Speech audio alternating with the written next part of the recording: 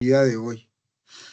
Bien, entonces voy a compartirles pantalla para que veamos un poco lo que nos muestra la actividad final en el espacio de aprendizaje de el curso virtual.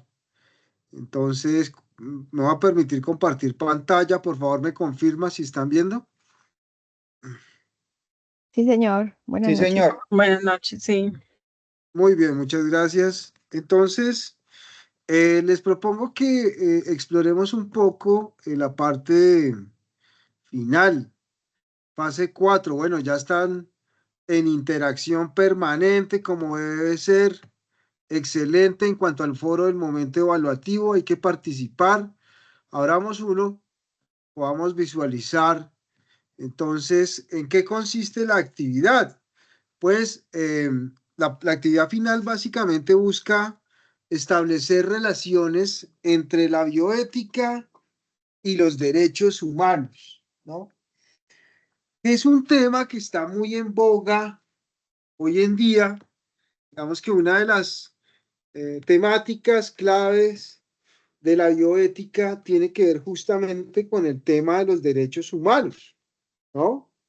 Pues sabrán ustedes que digamos que hay unas implicaciones, lo estuvimos indagando a lo largo del curso sobre las implicaciones jurídicas. Es decir, la bioética tiene una vocación ética, eso lo planteamos, y, y tiene una implicación ética y eso va en un lenguaje filosófico, ¿ve?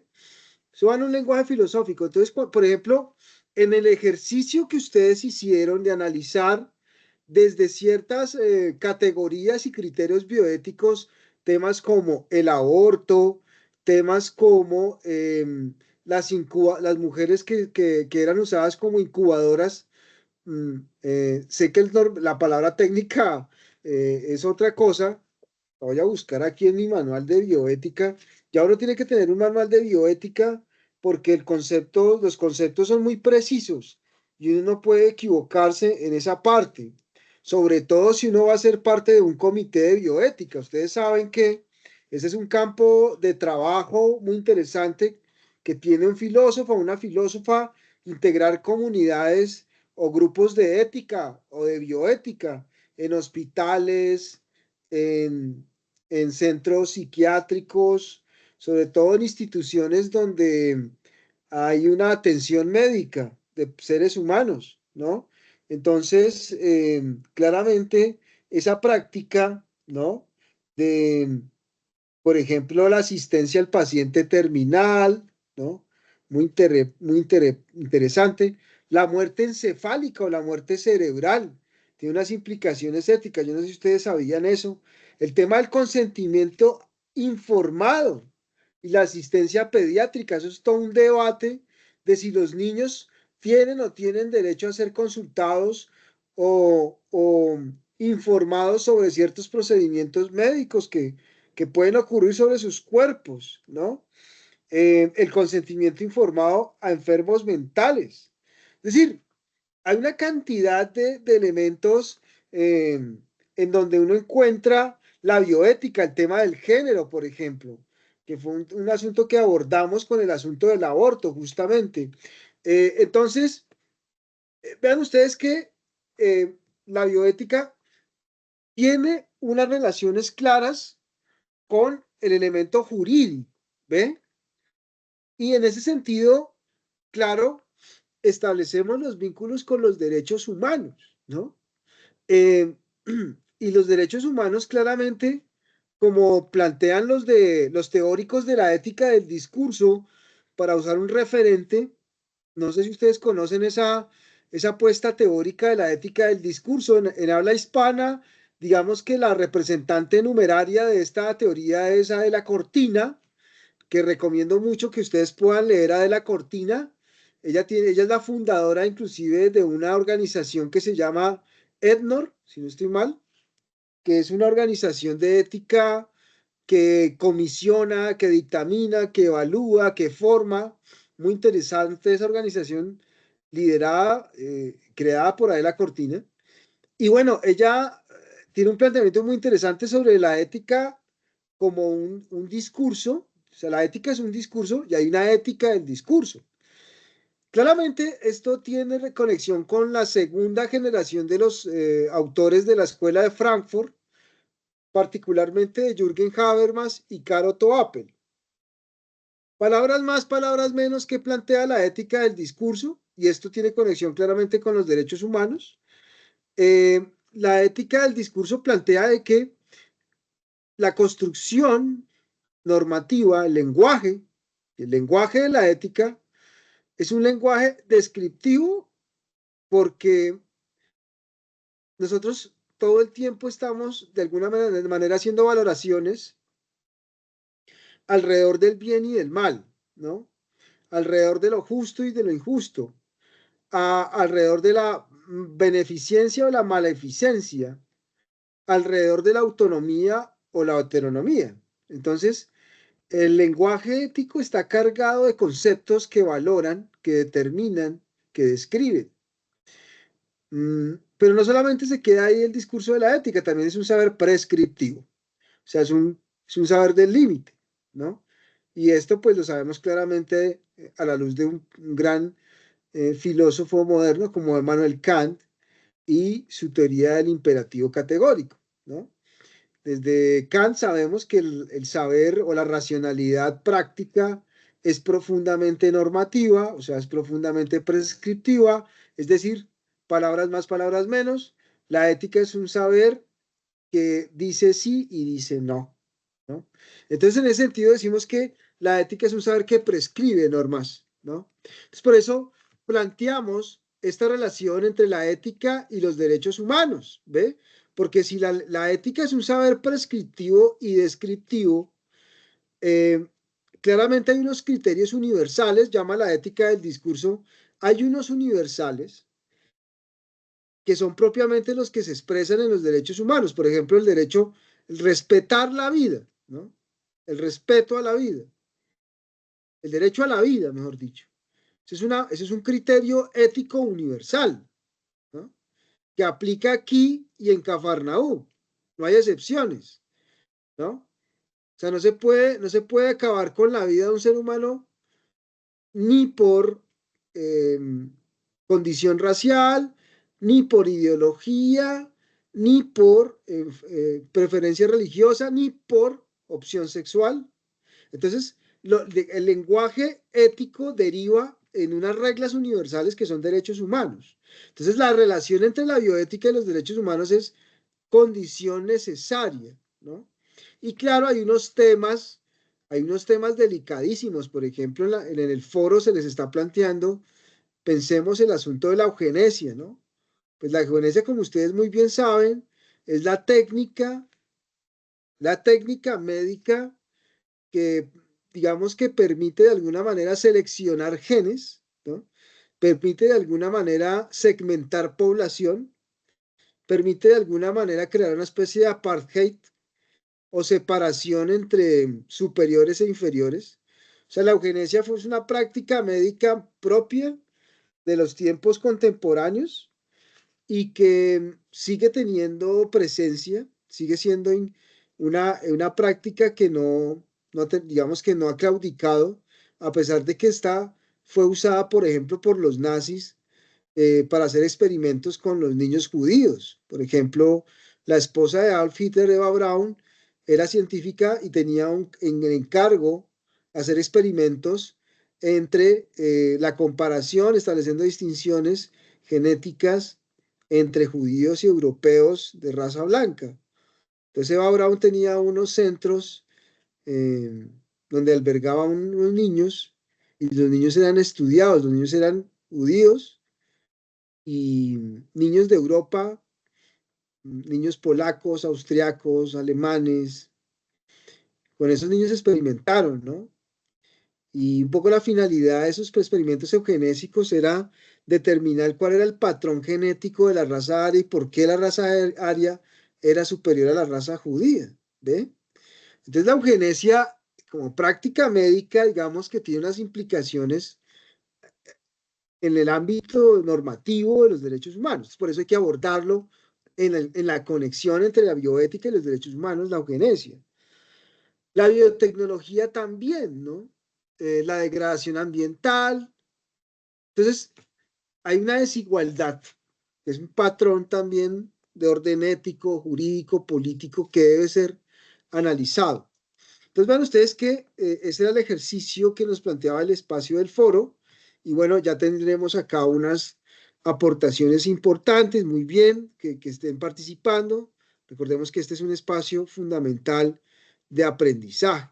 Y bueno, se les deja una lectura que es como una orientación que les permite de alguna manera profundizar alrededor del tema. Bien, entonces, básicamente, la última unidad valorativa en el espacio del aprendizaje colaborativo tiene como esa particularidad, hablar sobre las relaciones entre bioética y derechos humanos, sobre todo en la relación a un caso. Ahora miremos la guía de actividades porque yo aprecié que algunos de ustedes tenían algunas inquietudes, en particular respecto de, digamos, la forma, la entrega escrita del trabajo, y pues yo quisiera como aclarárselas, ni más ni menos, ¿no? Claramente. Aunque ya hicimos algunas pautas con oportunidad en el espacio del WhatsApp, que nos ha permitido de alguna manera comunicarnos y mantenernos, digamos, al día, en bioética. Bien, entonces, esta guía de aprendizaje tiene la particularidad de que les hace una propuesta de trabajo colaborativo. Espero que realmente lo logren. Yo no solamente yo, digamos, la UNAD así lo plantea, ¿no? Recuerden ustedes que la UNAD tiene un enfoque social solidario, lo llaman acá en la UNAD, y entienden por eso la capacidad que tiene el estudiante también de crear lo que llaman un aprendizaje colaborativo. Si bien es cierto que a lo largo del curso hemos desarrollado mucha actividad de aprendizaje autónomo, individual, y donde yo reconozco que cada uno de ustedes ha hecho esfuerzos importantes y ha tenido, digamos, aportaciones claves en el desarrollo del curso. Esta actividad tiene esa particularidad. Entonces, a mí sí realmente me gustaría que ustedes pudiesen responder a esta lógica del trabajo colaborativo, que no es fácil. Claramente, nos plantea desafíos porque, y particularmente a los que se están haciendo la formación en filosofía, porque de plano la filosofía sí es un ejercicio individual, yo estoy convencido de eso, pero en ciertos momentos hay que pensar también en el otro, ¿no? Entonces el trabajo colaborativo es un reto para ustedes, para nosotros también los que nos dedicamos a la filosofía, porque implica poner la razón en sintonía con lo que otros piensan, ¿no? Y ese ponerse en sintonía con lo que otros piensan implica también desafiarse, digamos, descentrarse un poco, ¿no? Porque, claro, todo el tiempo estuvieron de alguna manera centrados en sí mismos, digamos, eh, ensimismados, digamos, es una palabra filosófica muy importante, el ensimismamiento, la autognosis, para decirlo en términos de nociología, la autognosis que es ni más ni menos que el lema socrático, conócete a ti mismo. Entonces, el trabajo colaborativo de alguna forma implica descentrarnos del conócete a ti mismo socrático y nos lleva un poco a pensar el conocimiento casi en la perspectiva de Manuel Levinas. Recordarán que ustedes que Manuel Levinas, el filósofo judío, el filósofo de la alteridad, lo llaman a él, justamente porque pone un poco la filosofía contemporánea en perspectiva al otro, ¿no? Y de alguna manera él reprocha de la filosofía occidental su tendencia, eh, digamos, antropocéntrica, su tendencia egocéntrica, su tendencia cartesiana. Por supuesto, el cartesianismo es absolutamente antropocéntrico, egocéntrico, pues en la tesis cogito ergo sum, pienso luego existo, y Levinas nos enseña de que pues hay que pensar en el lugar de cualquier otro. Es un desafío claramente para la filosofía. Entonces, yo valoro sobremanera esto, con estos argumentos quiero decirles que hay, hay demostración filosófica que prueba la importancia de pensar en función y en la perspectiva de otro, y entonces este es un ejercicio de aplicación que trate de mostrar las relaciones entre la bioética y los derechos humanos. Y yo les decía aquí una problemática socioambiental, claramente porque la bioética tiene unas implicaciones sociales, ¿no?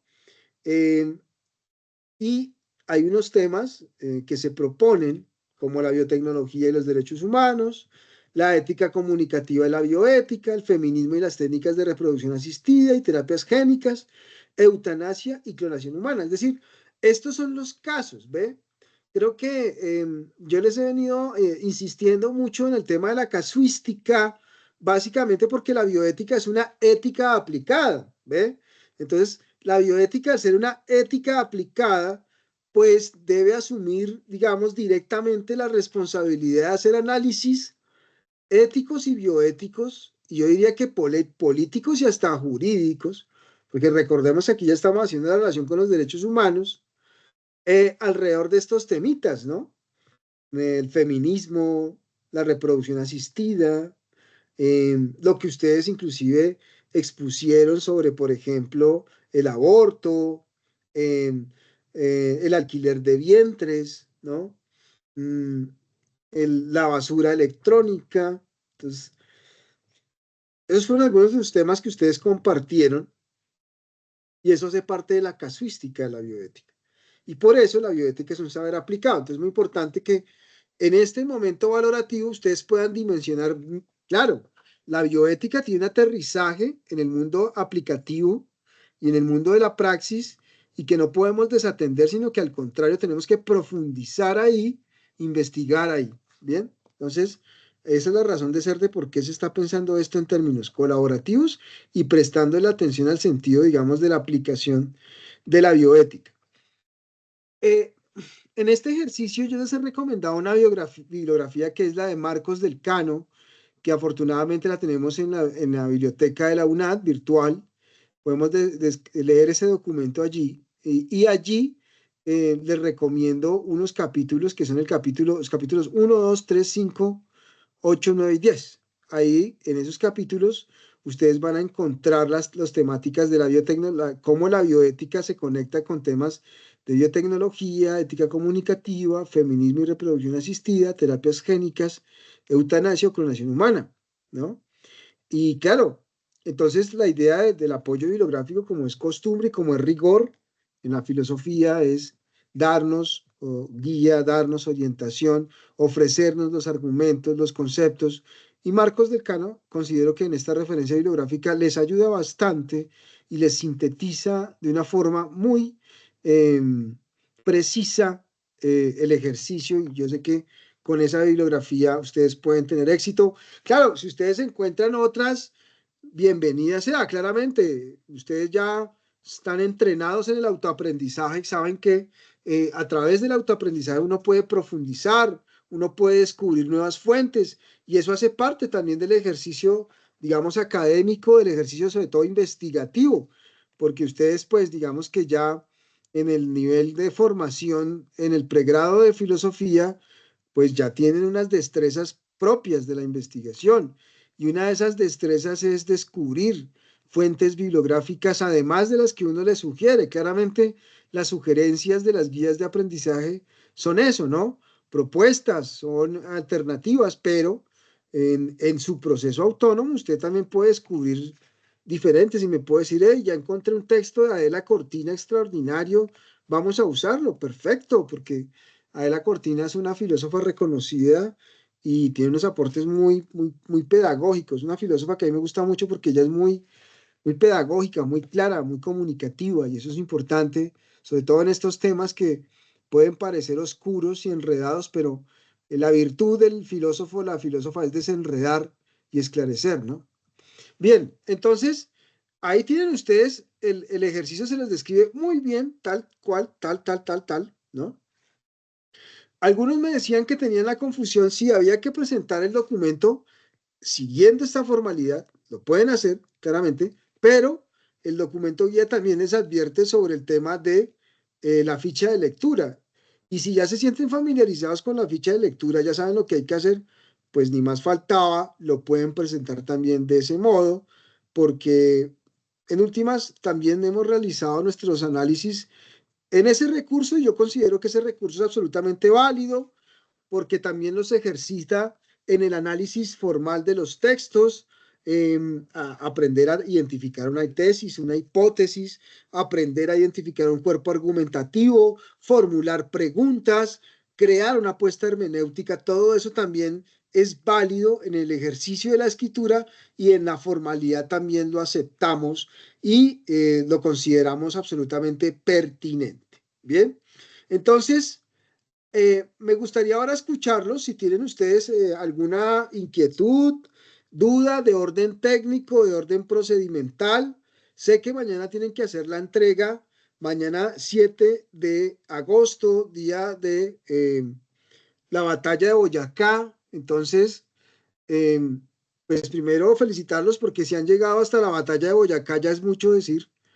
Eh, y hay que ganar la batalla. Entonces, claramente ese es el objetivo, ¿no? Entonces, los quiero escuchar en cuanto a dudas, interrogantes que tengan, sobre todo el tema, digamos, técnico, procedimental, repito, de la guía de aprendizaje, pero también si quieren hacer alguna intervención de orden teórico de la bioética y los derechos humanos, estamos aquí para escuchar y para aclarar el camino. Entonces, los escucho.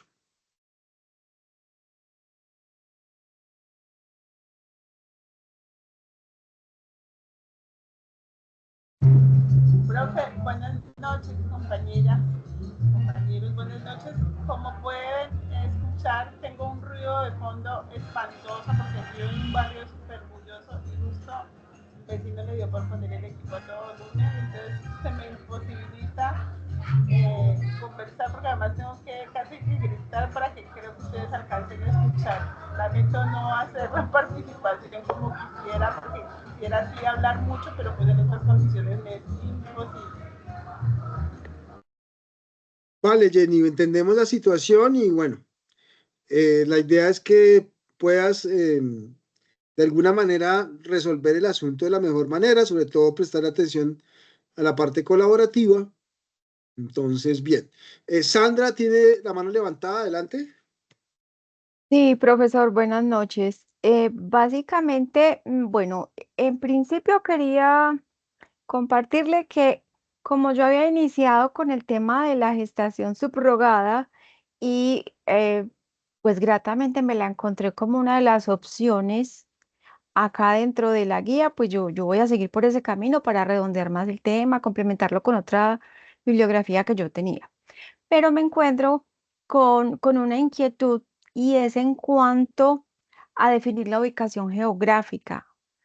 La guía dice textualmente, describir la problemática socioambiental, definir la ubicación geográfica y sus principales variables de contexto, población, realidad social, ambiental, efectos negativos. Bueno, ahí sigue y termina en que son 2 hojas. Entonces, mi inquietud era si yo tenía que irme, digamos, como al contexto colombiano, porque bibliografía sobre la temática hay, y bueno, en países hispanoamericanos, digamos en España, en México, pero en Colombia es muy escasa la literatura sobre ese tema. Entonces, esa era mi inquietud. ¿Cómo se hace esa definición de la ubicación geográfica? Claramente, muy buena la pregunta. Bueno, yo por qué opté por hacer esta evocación al contexto, a la población. Hay unos argumentos por qué tomo esa decisión, no es arbitrario. Claramente, ustedes saben que la bioética tiene una corriente que se llama el principialismo, ¿no? O la bioética que piensa que la acción, digamos, ética y bioética debe estar regulada por unos principios, ¿no? Hay 4 principios claves en la bioética, que son la autonomía, la beneficencia, la no maleficencia y la justicia, ¿no? Digamos que de esos 4 principios, 2 pertenecen al ámbito de lo que se llamaría una ética de los mínimos o una ética, digamos, de lo privado, y los otros 2 principios corresponden a lo que se llamaría una ética de los máximos universales o de lo público. Entonces, basándonos en esos principios filosóficos, éticos de la bioética, pues yo dije, había que hacer una mención al contexto social. ¿Con esto qué quiero decir? Hay un principio que es el principio de la justicia, ¿no? El principio de la autonomía, yo sé que lo entienden perfectamente. Hablemos de esos dos, principio de autonomía y el principio de la justicia. El principio de la autonomía tiene que ver justamente con, ustedes saben que la bioética, al ser una ética aplicada, y como lo hemos analizado en algunos casos en particular, cuando se trata de temas médicos, digamos que el profesional médico está absolutamente, digamos, enmarcado normativamente y éticamente por la bioética, ¿no? Entonces, el principio de la autonomía tiene que ver un poco con la capacidad autónoma que tiene la persona profesional en su condición de profesional de llevar a cabo una práctica técnica que tiene una relación clásicamente con el enfermo y el paciente y que responde a los principios de la autonomía, o sea, de la libertad, entendiendo por libertad la capacidad que tiene el ser humano de regular su acción a partir de unas leyes, ¿no? Esto nos recuerda un poco a Immanuel Kant. Eh, digamos que uno de los grandes, digamos, teóricos, doctrinantes de la bioética liberal es ni más ni menos que la deontología kantiana o la ética del deber de Kant. Hay una formulación clave en la ética kantiana y es, convierte tu máxima individual en una ley universal, dice una de las expresiones del imperativo categórico. Una segunda formulación del imperativo categórico es, trata siempre a los demás como fines en sí mismos y nunca como medios. Y la tercera formulación del imperativo categórico es, actúa siempre como si estuvieses en el reino de los fines. Entonces, esta estructura argumentativa y lógica que propone Kant alrededor del imperativo categórico, pues nos recuerda un poco la importancia de la autonomía, ¿no? La autonomía como la capacidad que tiene el ser humano de autolegislarse, que no quiere decir actuar como se le da la gana, sino que tiene una, digamos, un antecedente ético fundamental que es el seguimiento de una norma. Y eso es lo que se llama autonomía. La autonomía en griego quiere decir autónomos, la capacidad de darse a sí mismo la ley. Entonces, vean ustedes que el planteamiento kantiano nos recuerda un poco la importancia del principio de la autonomía de la que habla la bioética principialista o la bioética de los principios éticos. De otro lado está la justicia, y aquí es cuando, ahora sí, para que me entiendan, eh, ¿por qué lo pongo a colación acá para hablar del contexto, la geografía, la población? La justicia, el principio de la justicia tiene que ver con el análisis, digamos, bioético del agente moral en un contexto, en un espacio social determinado. Y eso alude al principio de la justicia, porque en últimas nosotros tomamos decisiones justas en función de aquí, ¿cómo vamos a distribuir con nosotros? ¿Quiénes son nosotros? ¿Qué significa dar equidad? La virtud de la justicia, dice Aristóteles, es la virtud de la relación con los otros. A diferencia de la justicia de la prudencia, la fortaleza o la templanza, aquí recordando un poquito de filosofía práctica griega, esas virtudes se realizan a título personal, pero la justicia es la única virtud que descentra al sujeto y lo pone en conexión con el otro. Entonces, claramente, digamos que la virtud de la justicia es una virtud social y es una virtud que implica considerar a la gente moral y sobre todo a la gente moral de la bioética en su perspectiva social, poblacional, geográfica, ¿ve? Entonces es muy importante eso, esa descripción. Yo reconozco especialmente que la hagan, sobre todo, por ejemplo, si en el caso de Sandra, como dice, yo estoy estudiando el alquiler de vientres, pues posiblemente en esas investigaciones en esos análisis que se está estudiando, nos digas, vea, el contexto que yo estoy estudiando es el de la India y allá se presenta el fenómeno mmm, con esta intensidad, con esta población, con esta frecuencia, con estas implicaciones sociales. Entonces, cuando tú haces ese gesto teórico, estoy entendiendo de que asimilaste el principio de la justicia de la bioética, ¿ve? Y así para todos los demás casos en los que ustedes se encuentren, digamos, en esa disposición o en esa indagación. Lo considero pertinente justamente porque se adecúa al planteamiento del principio de la justicia, al sentido, sobre todo en el sentido de que el análisis del agente moral como de la persona que juzga, en este caso ustedes los estudiantes están en la condición de jueces, de espectadores, tal vez no tanto de agentes morales, aunque no se sabe, alguno de ustedes puede decir, no, yo sí estuve involucrado en una situación de esas, carajo, pues usted fue agente moral, pero no sospecho que no, entonces, claro, como espectadores o como jueces, dictaminadores o personas que están haciendo el análisis bioético, pues hay que tener una consideración de la justicia que tiene que ver justamente con el aspecto socioambiental, socialdemócrata, que implica la valoración bioética. Entonces, así es como lo he pensado, Sandra, y de esa manera es como sería como la forma en que podrías exponerlo en tu trabajo. Bien, profesor, muchas gracias. Con todo gusto. Eh, Ana María. Buenas noches. Bueno, la pregunta mía también era, o tiene que ver, tiene relación con lo que mencionaba Sandra. Y hoy que estábamos con Jenny, pues en una sesión nosotras revisando pues como lo que llevábamos, nosotros escogimos como el tema de la eutanasia. Claro, nosotros no la estamos enfocando en una población en particular o en un grupo social en particular, sino que más bien estamos es como en la línea de hacer como una reflexión hacia la libertad, hacia la condición de libertad. Eh, pero entiendo con lo que acabas de mencionarnos o de explicarnos que sí es importante contextualizarla para un tipo de grupo. Y pues bueno, y lo decimos al comienzo del texto, pues no pretendemos hablar de la eutanasia porque no somos especialistas en el tema, pero sí darle esa mirada desde la filosofía y la ética. Entonces no sé si dejarlo de esa manera tan general y no contextualizarlo. Quizás porque es, pues, no sé, esto puede aplicar a cualquiera de las temáticas, pues hay cosas que son muy generales,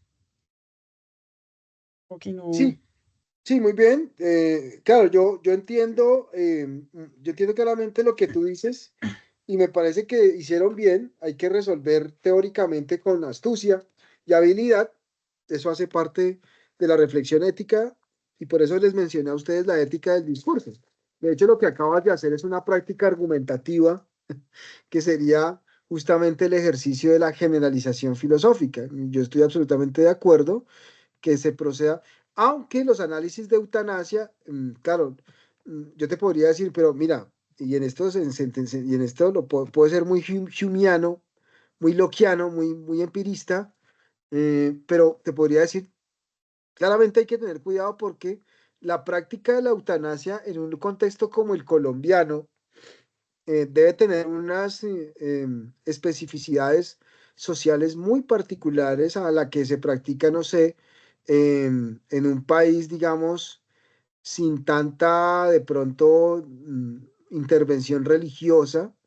Sabemos que Colombia sigue siendo un país muy conservador. Acá hay una organización que se llama Provida, que está financiada por la Iglesia Católica y que tiene unas posiciones muy particulares sobre temas del aborto y la eutanasia. Entonces, si yo te digo, si tú vas a partir de un análisis desde el contexto colombiano, debes considerar esa situación de contexto para poder entender el fenómeno. Claro, si tú me dices, pero nosotros estamos haciendo unos análisis desde unos estudios que se hacen en Estados Unidos, donde allá la discusión es a otro nivel, bueno, entonces si me pones el contexto, yo digo, bueno, sí que puedo entender las consecuencias a las que lleva la posición de la eutanasia. Entonces, aquí estoy haciendo un poco como de sofista. Saben ustedes que la sofística, una de las críticas fuertes que había entre Sócrates y los sofistas era que mientras que los socráticos eran universales, los sofistas eran más bien particulares y relativistas. Y de hecho el planteamiento sofístico, una de las estratagemas argumentativas de la sofística es justamente argumentar desde el contexto y la cultura. Varios sofistas, digamos que cuestionaban a los socráticos por su universalismo, por su generalización, y en cuestiones de cultura pues a los socráticos les iba mal, porque hay un argumento sofístico, si no recuerdo, es Protágoras, ¿no? Protágoras es el que tiene la tesis, el hombre es la medida de todas las cosas, de las que son en cuanto que no son y de las que son en cuanto que son. Esa es la tesis relativista por excelencia de los sofistas, expresaban Protágoras. Si lo llevamos al plano de la bioética, pues claramente lo que nos está planteando Protágoras es que debemos tener cuidado con los contextos, debemos pensar en contexto y hay que tener en cuenta las variables culturales, porque si en un pueblo, por ejemplo, es normal, ¿no? Por ejemplo, voy a poner un ejemplo, una persona que llega a los 70 años, es normal que toda la comunidad se reúna alrededor del abuelo y le prepare un brebaje, celebre un rito y le acelere la muerte. Uno podría decir, están practicando una eutanasia, ¿no? Pero en otro contexto totalmente diferente, se va a pensar que el ser humano debe morir hasta que el Dios lo determine. Y entonces, el que intente conspirar contra la vida de un anciano será asesinado, ¿ve? Entonces ahí hay dos concepciones muy distintas de la muerte, ¿ve?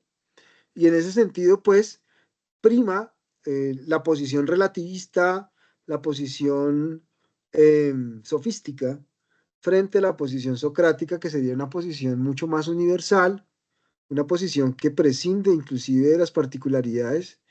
Y bueno, esa es como una discusión filosófica que hay, pero haciendo los matices yo creo que lo puedes demostrar y lo puedes dejar bien claro en el documento. Muchas gracias por la pregunta, Ana. ¿Quién más tiene algún otro interrogante? Jenny dice que la temática que escogimos es difícil de contextualizar. Bueno, todo depende del trabajo colaborativo. Bien. Entonces, ¿hay alguna otra pregunta?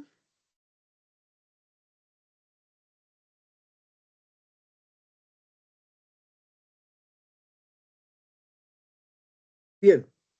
Creo que estarán indagando, cavilando cómo cuadran el tema del contexto. Seguramente fue ese un elemento. Me parece muy interesante que tengamos estas conversaciones alrededor de esos detalles de las guías de aprendizaje, porque allí también estamos haciendo aprendizaje. Entonces, muy bien por sus inquietudes, bien por manifestarlas. Espero que las puedan resolver, ¿no? Con fortuna, yo he identificado en ustedes una gran capacidad de resolución, una gran capacidad argumentativa, una gran voluntad de trabajo. Me parece eso admirable. Entonces, yo sé que lo van a lograr con éxito. Y bien, yo creo que podemos dejar hasta aquí para que ustedes puedan seguir en sus ejercicios colaborativos. Me agrada mucho encontrarlos por acá. Entonces, no siendo más, pues me despido de ustedes y les deseo lo mejor en ese trabajo final. Muchas Muchas gracias. gracias. Muchas gracias, profesor. Buenas noches a todos. Gracias, profe. Gracias, Bueno, con todo chao. gusto. Chao.